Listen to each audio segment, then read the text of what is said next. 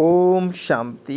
आज 4 तारिकको बाणी छ 4/2/2021 सारमा बाबा बताउनुहुन्छ, मीठे बच्चे, यह कयामत का समय है। रावण ने सबको कब्र दाखिल कर दिया है। बाप आए हैं अमृत बरसा कर साथ ले जाने।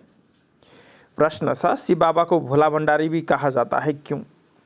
उत्तर, क्योंकि शिव भोलानाथ जब आते हैं तो गणिकाओं, अल्याओं, कुब्जाओं का भी कल्याण कर उन्हें विश्व का मालिक बना देते हैं।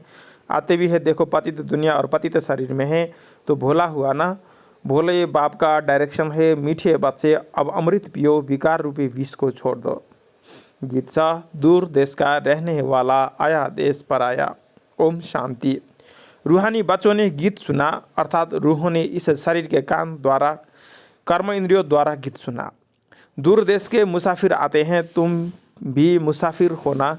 जो भी मनुष्य आत्माएं हैं वह सब मुसाफिर है। आत्माओं का कोई भी घर नहीं है। आत्मा है निराकार। निराकारी दुनिया में रहने वाली निराकारी आत्माएं हैं, उसको कहा जाता है निराकारी आत्माओं का घर, देश व लोग, इनको जीव आत्माओं का देश कहा जाता है। वह है आत्माओं का देश। फिर आत्माएं यहाँ आकर शरीर में जब प्रवेश करती है तो निराकार से साकार बन जाती है। ऐसे नहीं कि आत्मा का कोई रूप नहीं है, रूप भी जरूर है, नाम भी है।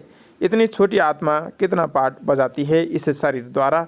हर एक आत्मा में पाठ बजाने का कितना रिकॉर्ड भरा हुआ है।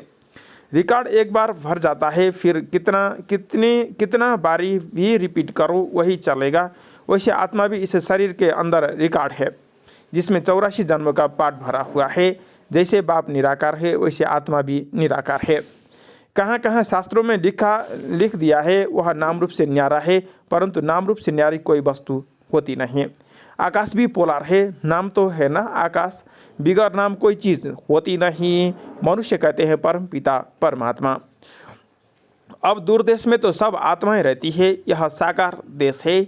इसमें भी 2 राज्य चलता है, राम राज्य और रावण राज्य। आधा कल्प है राम राज्य, आधा कल्प है रावण राज्य। बाप कभी बच्चों के लिए दुख का राज्य थोड़े बनाएंगे। कहते हैं ईश्वर ही सुख दुख देते हैं। बाबा समझाते हैं, मैं कभी बच्चों को दुख नहीं देता हूँ, मेरा नाम ही है दुख हरता सुख करता। यह मनुष्यों की भूल है, ईश्वर कभी दुख नहीं देंगे। इस समय है ही दुखधाम। आधा कल्प रावण राज्य में दुख ही दुख मिलता है, सुख की रत्ती नहीं। सुखधाम में फिर दुख होता ही नहीं। बाबा स्वर्ग की रचना रचते हैं। अभी तुम हो संगम पर। इनको नई दुनिया तो कोई भी नहीं कहेंगे। नई दुनिया का नाम ही है सतयुग, वही फिर पुरानी होती है तो उनको कलयुग कहा जाता है। नई चीज़ अच्छी और पुरानी चीज़ खराब दिखाई देती है तो पुरानी चीज़ को खलास किया जाता है। मनुष्य विष को ही सुख समझते हैं। गाया भी जाता है, अमृत छोड़ विष काय को खाएं। फिर कहते हैं तेरे भाने सर्व का भला। आप जो आकर करेंगे उससे ही भला होगा, नहीं तो रावण राज्य में मनुष्य बुरा काम ही करेंगे। यह तो अब बच्चों को पता पड़ा है कि गुरु नानक को 500 वर्ष हुए, फिर कब आएंगे। यह उनकी आत्मा तो ज्योति ज्योत में, तो कहेंगे उनकी आत्मा तो ज्योति ज्योत में समा गई, आएंगे फिर कैसे? तुम कहेंगे आज से 45 वर्ष बाद फिर गुरु नानक जी आएंगे। तुम्हारी बुद्धि में सारे वर्ल्ड की ज्योग्राफी चक्र लगाती रहती है। इस समय सब तमो प्रधान है, इनको कयामत का समय कहा जाता है। सभी मनुष्य जैसे कि मरे पड़े हैं, सबकी ज्योति उजाई हुई है।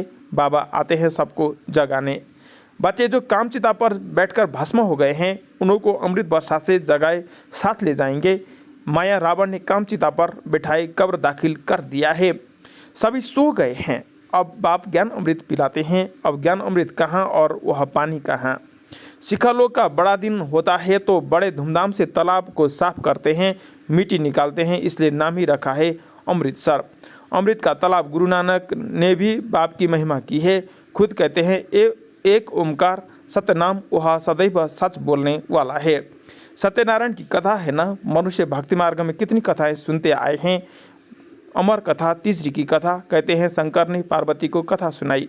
वह तो सूक्ष्म वतन में रहने वाले, वहाँ फिर कथा कौन सी सुनाई?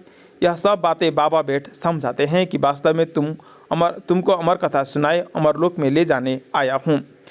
मृत्युलोक से अमरलोक में ले जाता हूँ। बाकी सूक्ष्म वतन में पार्वती ने क्या दोष किया जो उनको अमर कथा सुनाएंगे? शास्त्रों में तो अनेक कथाएं लिख दी है। सत्यनारायण की कथा सच्ची कथा तो है नहीं। तुमने कितनी सत्यनारायण की कथा कथाएं सुनी होगी। फिर सत्यनारायण कोई बनते हैं क्या और ही गिरते जाते हैं। अभी तुम बातें समझते हो। हम नर से नारायण, नारी से लक्ष्मी बनते हैं।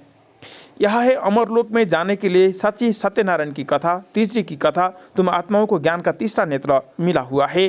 बाबा समझाते हैं तुम ही गुलगुल पूज्य थे, फिर 84 जन्मों के बाद तुम ही पुजारी बने हो, इसलिए गाया हुआ है आपे ही पूजे आपे ही पुजारी। बाप कहते हैं मैं तो सदैव पूज्य हूँ, तुमको आकर पुजारी से पूज्य बनाता हूँ। यह है पतित दुनिया। सतयुग में पूज्य पावन मनुष्य, इस समय सब पुजारी पतित मनुष्य हैं। साधु संत गाते रहते हैं पतित पावन सीताराम, यह अक्षर है राइट। सब सीताएं ब्राइट से कहते हैं राम आकर हमको पावन बनाओ। सब भक्तियां पुकारती है, आत्मा पुकारती है हे राम। गांधी जी भी गीता सुनाकर पूरी करते थे तो कहते थे पतित पावन सीताराम। अभी तुम बच्चे जानते हो गीता कोई कृष्ण ने नहीं सुनाई है। बाबा कहते हैं ओपिनियन लेते रहो कि ईश्वर सर्वव्यापी नहीं है। गीता का भगवान शिव है, न कि श्री कृष्ण। पहले तो पूछो गीता का भगवान किसको कहा जाता है। भगवान निराकार को कहेंगे व साकार को। कृष्ण तो है साकार, शिव है निराकार। वह सिर्फ इस तन का लोन लेते हैं, बाकी माता के गर्भ से जन्म नहीं लेते हैं। शिव को शरीर है नहीं, यहाँ इस मनुष्य लोक में स्थूल शरीर है। बाप आकर सच्ची सत्यनारायण की कथा सुनाते हैं। बाप की महिमा है पतित पावन, सर्व का सदगति दाता, सर्व का लिबरेटर, दुख हरता सुख करता। अच्छा सुख कहाँ होता है? यहाँ नहीं हो सकता। सुख मिलेगा दूसरे जन्म में, जब पुरानी दुनिया खत्म हो और स्वर्ग की स्थापना हो जाएगी। अच्छा लिबरेट किससे करते हैं? रावण के दुख से। यह तो दुखधाम है ना। अच्छा फिर गाइड भी बनते हैं। यह शरीर तो यहाँ खत्म हो जाते हैं, बाकी आत्माओं को ले जाते हैं। पहले साजन फिर साजनी जाती है, वह है अविनाशी सालूना साजन।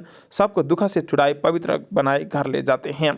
शादी कर जब आते हैं तो पहले होता है पति, पिछाड़ी में पत्नी रहती है, फिर बारात होती है। अब तुम्हारी माला भी ऐसी है, ऊपर में शिव बाबा फूल, उसको नमस्कार करेंगे। फिर युगल दाना ब्रह्मा सरस्वती, फिर हो तुम बाबा के मददगार बनते हो। फूल शिव बाबा की याद से ही सूर्यवंशी विष्णु की माला बने हो। ब्रह्मा सरस्वती सो लक्ष्मी नारायण बनते हैं, लक्ष्मी नारायण सो ब्रह्मा सरस्वती बनते हैं। इन्होंने मेहनत की है तब पूजे जाते हैं। कोई को पता नहीं है माला क्या चीज़ है, ऐसे ही माला फेरते रहते हैं। 16,108 की भी माला होती है, बड़े बड़े मंदिरों में रखी होती है। फिर कोई कहाँ से खींचेंगे। बाबा बम्बे में लक्ष्मी नारायण के मंदिर में जाते हैं, माला जाकर फेरते थे, राम राम जपते थे, क्योंकि फूल एक ही बाप है ना, फूल को ही राम राम कहते हैं। फिर सारी माला पर माथा टेकते हैं। ज्ञान कुछ भी नहीं, पादरे भी हाथ में माला फेरते रहते हैं। पूछो किसकी माला फेरते हो? उनको पता ही नहीं है, कह देंगे क्राइस्ट की याद में फेरते हैं। उनको यह पता नहीं कि क्राइस्ट की खुद आत्मा कहाँ है। तुम बच्चे जानते हो क्राइस्ट की आत्मा अब तमो प्रधान है। तुम भी तमो प्रधान बेगर थे, अब तुम बेगर टू प्रिंस बनते हो। भारत प्रिंस था, अब बेगर है, फिर प्रिंस बनता है। बनाने वाला है बाप। अब तुम मनुष्य से प्रिंस बनते हो। एक प्रिंस कॉलेज भी था जहाँ प्रिंस प्रिंसेस जाकर पढ़ते थे। तुम यहाँ आकर 21 जन्मों का जन्म वर्षा 21 जन्म लिए स्वर्ग में प्रिंस प्रिंसेस बनते हो। यह श्री कृष्ण प्रिंस है ना, उनके 84 जन्मों की कहानी लिखी हुई है। मनुष्य क्या जाने, यह बातें सिर्फ तुम बच्चे ही जानते हो। भगवान बाच वह सबका फादर है। तुम गॉडफादर से सुनते हो जो स्वर्ग की स्थापना करते हैं, उसे कहा ही जाता है सचखंड, यह है झूठखंड। सचखंड तो बापी स्थापन करेंगे, झूठखंड रावण स्थापन करते हैं। रावण का रूप बनाते हैं, अर्थ कुछ नहीं समझते हैं। किसी को पता नहीं कि आखिरन भी रावण है कौन, जिसको मारते हैं फिर जिंदा हो जाता है। वास्तव में 5 विकार स्त्री के, 5 विकार पुरुष के। इसको कहा जाता है रावण राज्य। उनको मारते हैं, रावण को मारकर फिर सोना लूटते हैं। तुम बच्चे जानते हो यह है कांटों का जंगल। बॉम्बे में बबुलनाथ का भी मंदिर है। बाप आकर कांटों को फूल बनाते हैं। सब एक दो को कांटा लगाते हैं, अर्थात काम कटारी चलाते रहते हैं, इसलिए इनको कांटों का जंगल कहा जाता है। सत्यु को गार्डन ऑफ अल्लाह कहा जाता है। वही फ्लावर्स कांटे बनते हैं, फिर कांटे से फूल बनते हैं। अभी तुम 5 विकारों पर जीत पाते हो। इस रावण राज्य का विनाश तो होना ही है। आखिर बड़ी लड़ाई भी होगी, सच्ची दशहरा भी होना है। रावण राज्य ही खलास हो जाएगा, फिर तुम लंका लूटेंगे। तुमको सोने के महल मिल जाएंगे, अभी तुम रावण पर जीत प्राप्त कर स्वर्ग के मालिक बनते हो। बाबा सारे विश्व का राज्य भाग्य देते हैं, इसलिए इनको शिवा भोला भंडारी कहते हैं। गणिकाएँ, अहिल्याएँ, कुब्जाएँ सबको बाप विश्व का मालिक बना देते हैं। कितना भोला है।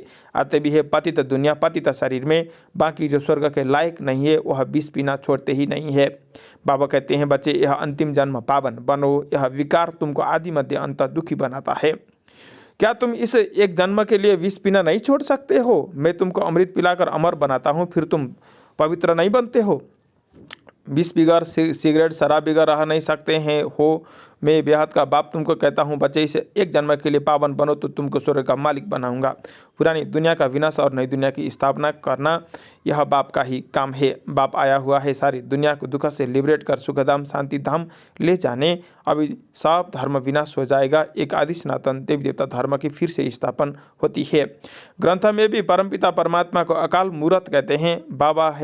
बाप है महाकाल, कालों का काल। वह काल तो एक जन्म को एक दो को ले जाएंगे, मैं तो सभी आत्माओं को ले जाऊंगा, इसलिए महाकाल कहते हैं। बाप आकर तुम बच्चों को कितना समझदार बनाते हैं। अच्छा मीठे मीठे सिखलाते बच्चों प्रति माता पिता बाप दादा का याद प्यार और गुड मॉर्निंग। रूहानी बाप की रूहानी बच्चों को नमस्ते। हम रूहानी बच्चों को भी रूहानी बाबा को याद प्यार गुड मॉर्निंग नमस्ते बाबा नमस्ते। धारणा को लागे मुख्य सार। पहलो पॉइंट, इस अंतिम जन्म में विष को त्याग कर अमृत पीना और पिलाना है, पावन बनना है, कांटों को फूल बनाने की सेवा करनी है। 2, विष्णु के गले की माला का दाना बनने के लिए बाप की याद में रहना है, पूरा मददगार बन बाप समान दुखहर्ता बनना है। वरदान, ड्रामा की ढाल को सामने रख, खुशी की खुराक खाने वाले सदा शक्तिशाली भावा। खुशी रूपी भोजन आत्मा को शक्तिशाली बना देता है। कहते भी है खुशी जैसी खुराक नहीं। इसके लिए ड्रामा की ढाल को अच्छी तरह से कार्य में लगाओ। यदि सदा ड्रामा की स्मृति रहे तो कभी भी मुरझा नहीं सकते, खुशी गायब नहीं हो सकती, क्योंकि यह ड्रामा कल्याणकारी है। इसलिए अकल्याणकारी दृश्य में भी कल्याण समाया हुआ है, ऐसा समझ सदा खुश रहेंगे। स्लोगन छ, परचिंतन और परदर्शन की धूल से दूर रहने वाले ही सच्चे अमूल्य हीरे हैं। परचिंतन और परदर्शन की धूल से दूर रहने वाले ही सच्चे अमूल्य हीरे हैं। ओम शांति।